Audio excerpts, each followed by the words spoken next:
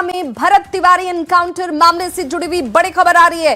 दायर याचिका पर सुनवाई से सुप्रीम कोर्ट ने इनकार कर दिया है। सुप्रीम कोर्ट ने सीधे तौर पर याचिकाकर्ता को हाई कोर्ट जाने की सलाह दी। सुप्रीम कोर्ट में 2 जजों की वेकेशन बेंच की तरफ से यह आदेश दिया गया। सुप्रीम कोर्ट के वकील विशाल तिवारी ने याचिका दायर की थी और इसी याचिका में मामले की सीबीआई जांच की मांग रखी गई थी। दोषी पुलिसकर्मियों के खिलाफ कार्रवाई की मांग भी इसमें शामिल, लेकिन सुप्रीम कोर्ट ने हाई कोर्ट जाने के सलाह जो है वो दे दी है। भरत एनकाउंटर मामले से जुड़ी हुई ये बड़ी खबर इस वक्त सामने आती हुई, सुप्रीम कोर्ट का सुनवाई से सीधे तौर पर इनकार।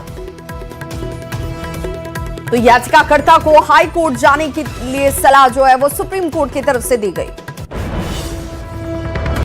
बिहार के भोजपुर जिले में 17 जून को एक इनकाउंटर हुआ था। उस इनकाउंटर के दौरान में जिस तरह से इस पूरे प्रक्रिया को अंजाम दिया गया था उस पर कई सवाल उठाया। दरअसल इनकाउंटर हुआ था भरत तिवारी का। भरत तिवारी के इनकाउंटर के बाद जिस तरह से बाद में उसकी मौत हुई, मौत के बाद वहां के ग्रामीणों के द्वारा काफी रोष वहां व्यक्त किया गया था। काफी ग्रामीण जो है वो गुस्से में आए। उसके बाद इस मामले पर सुप्रीम कोर्ट में एक याचिका दायर हुई और याचिका को दायर किया था विशाल तिवारी नाम के वकील के द्वारा।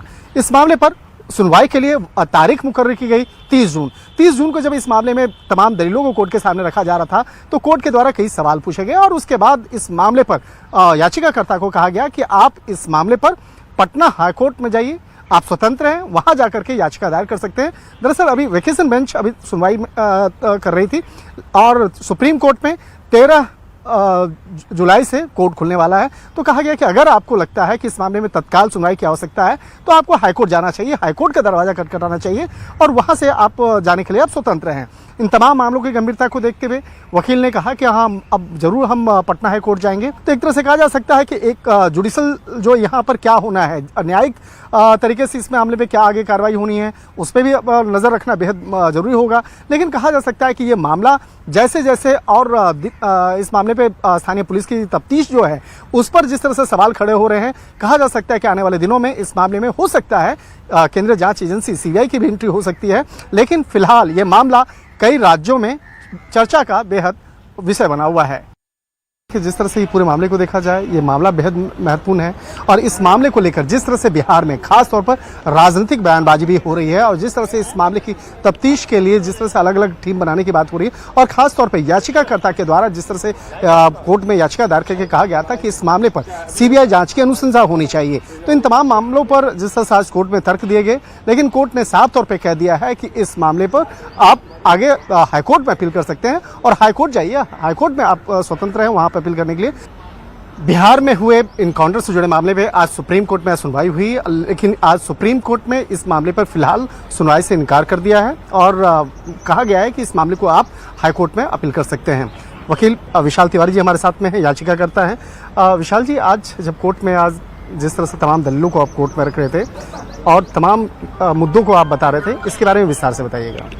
देखिए, हमारे द्वारा ये याचिका दायर की गई थी कि जो एक्स्ट्रा जुडिशियल किलिंग्स होती हैं वह कतई एक डेमोक्रेसी में उनको अलाउ नहीं किया जा सकता और खासकर इस मामले में भरत भूषण तिवारी के मामले में जो भी सारा लोकल्स का बयान निकल के आया है, मीडिया रिपोर्ट्स निकल के आई हैं, उनमें यही जाहिर आया है कि भरत भूषण तिवारी द्वारा ना तो कोई अपराध कारित किया गया था और उस समय वह सरेंडर की पोजीशन में था और उसको उस समय उसकी हत्या की गई। तो सारा आरोप पुलिस पार्टी पर है। तो हमने याचिका में यही प्रार्थना की थी कि एक निष्पक्ष जांच हो, सीबीआई द्वारा इंक्वायरी हो और जो इन्वेस्टिगेशन और एविडेंस कलेक्शन है वो भी सीबीआई द्वारा किया जाए।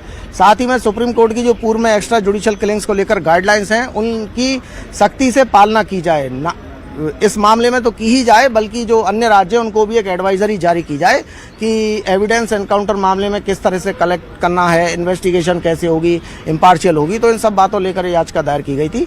आज इस पर सुनवाई हुई और हमने अपने तर्क रखे। तो माननीय सुप्रीम कोर्ट का मानना था कि हाईकोर्ट इन सब मामलों में सक्षम है, तो आप पहले हाईकोर्ट जाके अप्रोच कीजिए और वहाँ फाइल कीजिए। तो इस लिबर्टी के साथ याचिका का निस्तारण कर दिया गया और हमको हाईकोर्ट जाने का परमिशन दिया गया है। कब तक आप लोग हाईकोर्ट में अपील कर? देखिए, वहाँ का क्या लीगल हर हाईकोर्ट का अपना अपना कुछ एक सेट प्रोफॉर्मा होता है, क्या चीज़ चाहिए, तो उनको मालूमात करने के बाद और बहुत शीघ्र हमें जहाँ तक विश्वास है इस याचिका को हम दायर कर देंगे। तो अब देखना लाजमी होगा कि कब तक इस मामले को लेकर पटना हाईकोर्ट में याचिका दायर की जाती है। निश्चित तौर पर बेहद महत्वपूर्ण होगा। वीडियो जर्नलिस्ट चंदन के साथ शंकर आनंद, न्यूज़ 18 इंडिया, दिल्ली। तो एक तरफ सुप्रीम कोर्ट ने सुनवाई से इनकार किया तो दूसरी ओर भोजपुर के बिलौटी गांव में भरत तिवारी का श्राद्ध कर्म किया गया। करीब 15,000 लोगों के लिए प्रसाद तैयार किए जा रहे हैं। गांव में श्रद्धांजलि देने के लिए लोगों की भीड़ उमड़ रही है, तो वहीं परिजन और समर्थक भरत तिवारी को न्याय दिलाने की मांग दोहराते नजर आ रहे हैं। देखिए संवाददाता चंदन कुमार की रिपोर्ट। के बिलौटी गांव में देखिए पुलिस एनकाउंटर में मारे गए भरत तिवारी का श्राद्ध कर्म चल रहा है। देखिए किस तरह से तैयारियां चल रही है और बिलौटी गांव में तकरीबन इस मौके पर 15,000 लोगों के लिए भंडारे का आयोजन किया गया है। देखिए किस तरह से कारीगर कामों में लगे हुए हैं और सभी सामग्री को तैयार किया जा रहा है और लगातार अभी भी जो परिजन हैं, परिवार के लोग हैं, वो न्याय की मांग को लेकर के मुखर हैं और सीधे तौर पर देखिए किस तरह से तैयारी चल रही है। पिताजी हैं भरत तिवारी के और आज श्राद्ध कर्म की तैयारी जो है वो चल रही है।